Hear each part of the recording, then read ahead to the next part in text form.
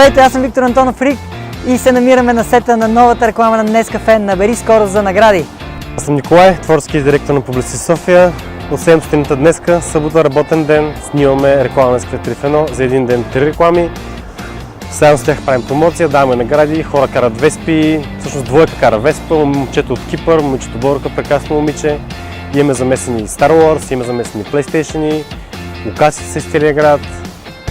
Кампанията се състои от 3 много вълнуващи клипа.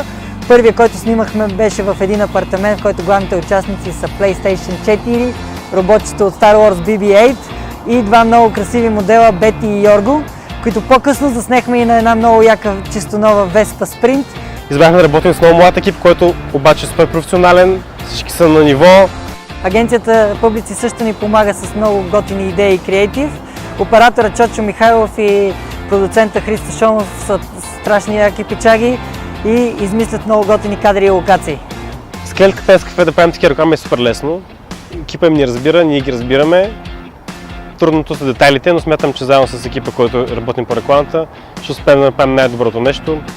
Гледайте видеята в интернет и ще се изкефите, както ние се кефиме целите 2 дни на снимачната площадка.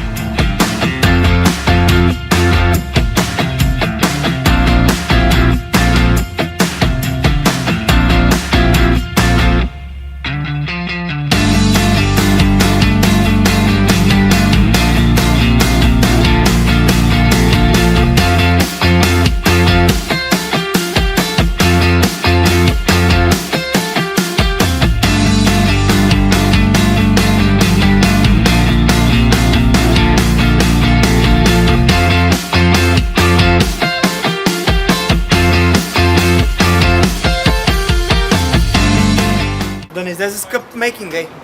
Добър ден. Кул, кът, стоп, край. А не, той па главичката му. Дай па. Ау! Еми, май, това беше.